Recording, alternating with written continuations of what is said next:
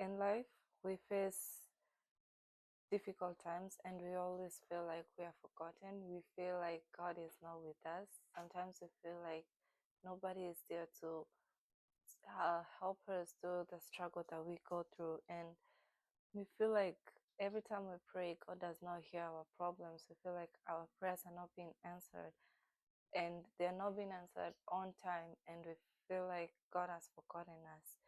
Maybe you prayed a similar prayer in your moments of struggle and you also felt that way in your prayer, in your silence, in your struggling, and you forget that God takes his time. It takes God's time for him to answer our prayers, no matter how big the struggle is.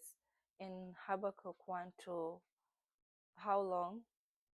How long, Lord, must I call for help, but you do not listen? That is Habakkuk asking the Lord, how long do I have to wait for you to listen? How long do I have to wait to hear your response?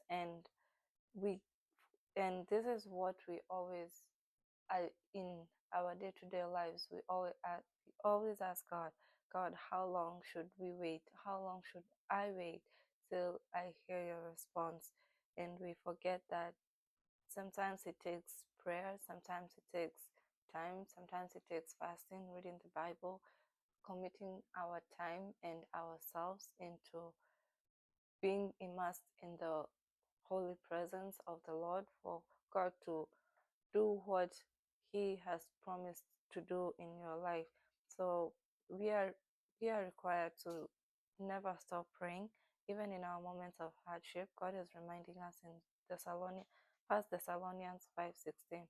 Rejoice always, pray continuously, give thanks in all circumstances, for this God's will for you in Jesus Christ. And in Romans 8, we are also reminded that, and we know that in all things God works for the good of those who love him and who have been called according to his purpose. So don't stop praying, continue praying no matter what you're going through. Keep praying, keep fighting hard in prayer, because